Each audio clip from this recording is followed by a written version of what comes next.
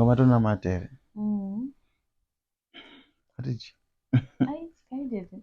Ndotange nini? Katoka ndipfuhwira. Kada. Unochika mupfuhwira, anomupfuhwira kudiwa here. Yese. Ndabika ka. Ndizvo sevanhu vari kusango. What do you mean vanhu vari kusango? Asi vanhu vari kuSouth Africa handinouza kana makorokodzona aitsvaga mari kende kuti zvavarira zvakadini.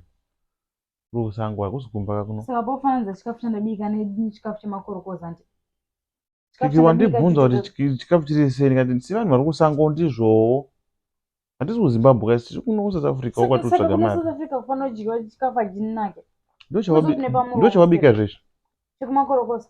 Aiwa chavatobika izvi zvinoenderana nekuti tiri kunowa hatisi kumba. Hatisi kumba zviri nani. Vogute chikafu changu. Kuti yemunhu. Audi kunzwa chokwadi ndokunyeperwa chete every time. Ndokunyeperwa chete. Watogona ukatochitora chikafu chako because nini vanditombokendengo. Kurara nenzara nasi ndikubikira futi. Chakuona kugwedebudza mapoto yayo.